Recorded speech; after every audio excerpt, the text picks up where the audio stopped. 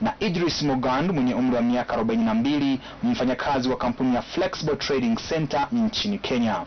Watatu hao wanashtakiwa kwa makosa 89 ambayo walitenda siku ya tarehe 11 mwezi Julai. Kila mmoja anashtakiwa kwa makosa matatu ya ugaidi, moja katika kiwanja cha raga cha Chadondo, la pili katika mgahawa wa Kiabeshi ulioko Kabalagala, na nyumba ya kulala ya wageni iliyoko Makinde. Maeneo haya matatu ni maeneo ambako vitendo vya ugaidi vilifanyika.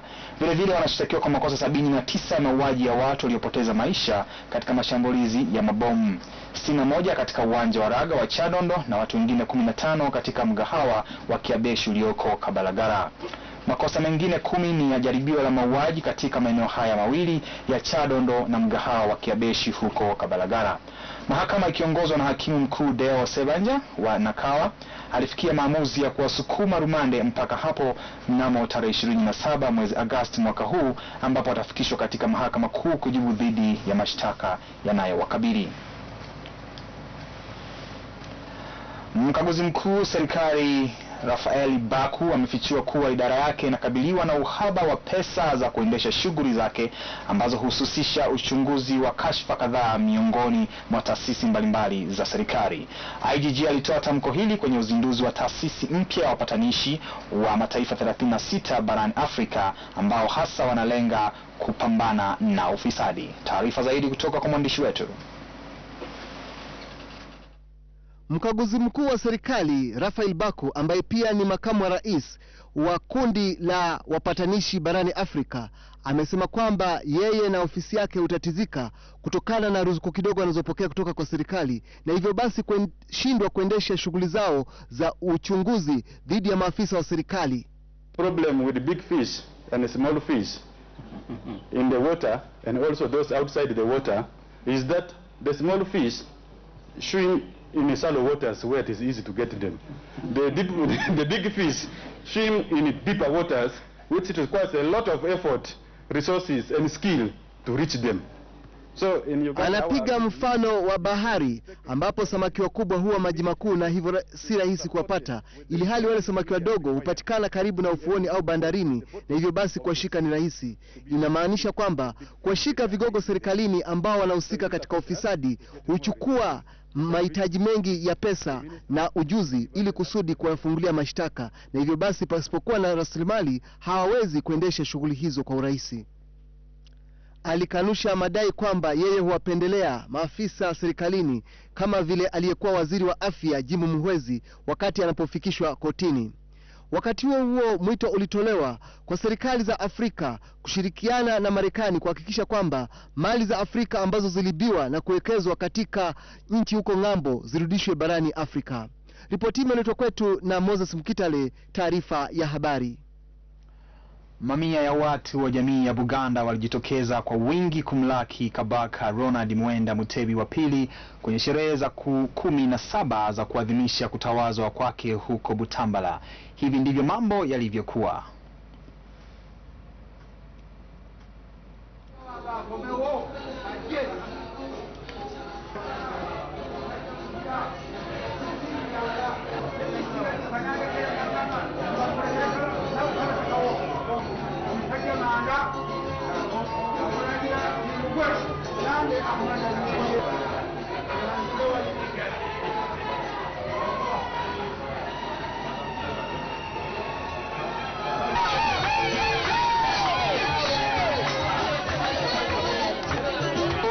Tumeruza teka abakuru bandi abali bano chairman wa district wali kitundu wali abakuru b'abasaba sajja Kabaka asimye okulamusa ku bantu sajja Kabaka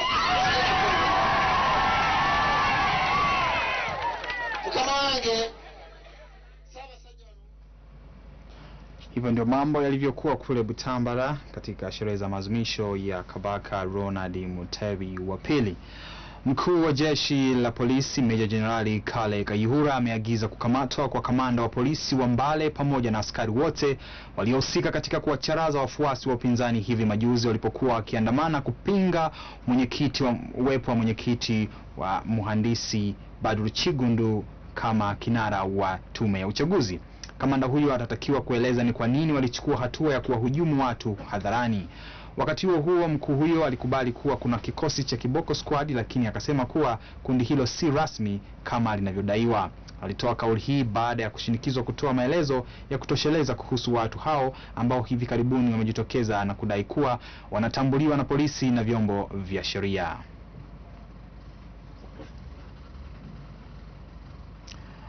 Watu kadhaa walinusurika kufa mapema leo asubuhi huko Kinawataka baada ya gari moshi la mizigo kubwaga mizigo yake kwa bahati mbaya.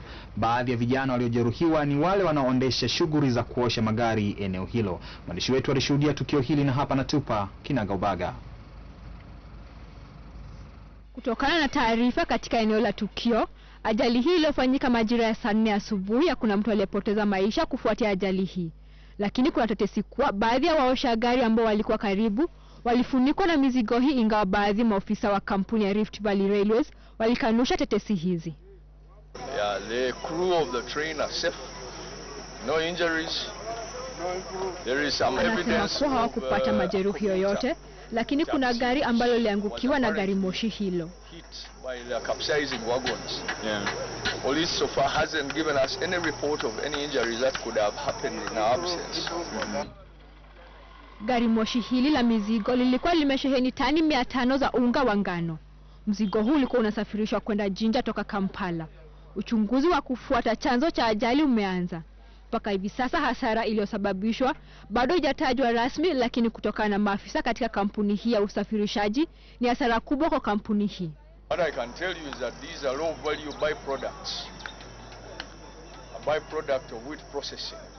Anasema kuwa bado hawajabaini hasara iliyosababishwa na ajali hii. The repairs to the damages that our wagons have incurred and the costs to do with the track restoration. But you see, that is a summation that has to come some bit later. Kutokana na wataalam, baadhi ya mizigo inaweza kunusuriwa na kufikishwa katika maeneo husika. Hii ni mojawapo ya ajali ndogo ya mizigo, kwani usafiri wa gari moshi hutumiwa kwa wingi hapa nchini. Priska Adwin na John Baptist Imokola, taarifa ya habari. Kitivo cha teknolojia ya habari na mawasiliano cha Chuo Kikuu cha Makerere kimezindua mtandao wa lugha ya kienyeji mkiwemo Runyakitara na Luo. Hii ni katika juhudi za kuimarisha matumizi ya lugha mama katika mawasiliano ya kisasa ili kusambaza maarifa na taarifa kwa urahisi. Hapa Bwana Dennis Kigunda, msimamizi wa mradi wa Google, anafafanua zaidi kuhusiana na uzinduzi huu.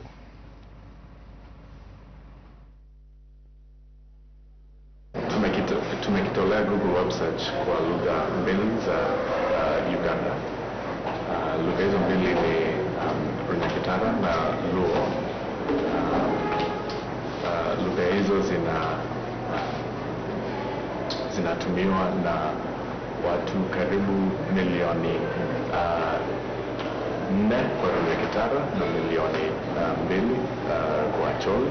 So tumefurahi sana kwa vitoleo hivi vya Google Web Search.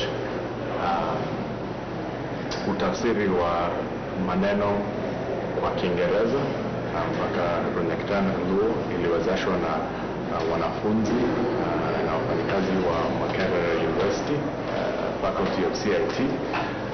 Walijitolea kwa kazi hii, hawakulipwa, na tumefurahi sana ya kwamba tumeendeleza programu hii ya kuendeleza Google kwa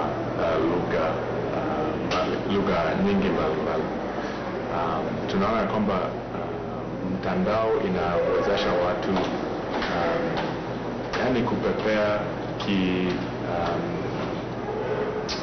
kimila, lakini sana kwa masomo na pia kwa biashara na eneo zingine. Shukrani sana Lubega Manuel, alikuwa taarifa hiyo murwa kabisa kuhusiana na swala zima la chanjo na magonjwa mbalimbali likiwemo lile ambalo ni tatizo kubwa kwa jamii la malaria. Mtazamaji, ni wakati wa mapumziko, tunarudi na habari zetu za biashara. Karibu katika ukurasa wetu wa habari za biashara. Biashara za uchukuzi pamoja na usafiri wa kawaida zilisimama wilayani Mbarara kwenye barabara ya kuelekea Masaka kufuatia mgomo wa madereva katika daraja la kupima. Mwanahabari wetu wa eneo hilo alitutumia taarifa hii hapa. Madereva hawa wanalalamikia kero la mwendo wa pole wa kuendesha shughuli za kupima uzito kwa magari yao. Wanasema shughuli hiyo kwenye daraja hilo mahali pajulikanapo kama Bihairwe maili 4 kutoka mji wa Mbarara huwachelewesha kwa muda wa siku 3. Mgomo huu uliofanywa na zaidi ya madereva 60 ulitatiza usafiri na kupelekea bidhaa zao mkiwemo mazao ya shambani kama vile ndizi kuharibika. Madereva hao wanapinga hatua ya mamlaka ya kitaifa ya barabara kwa kuwanyanyasa kwa kuwatoza pesa nyingi kwenye daraja hilo.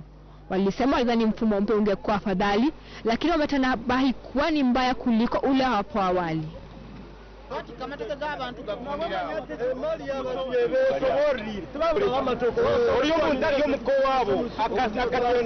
Wanalalamikia mwendo wa pole wa kuendesha shughuli za kupima kwa uzito wa magari yao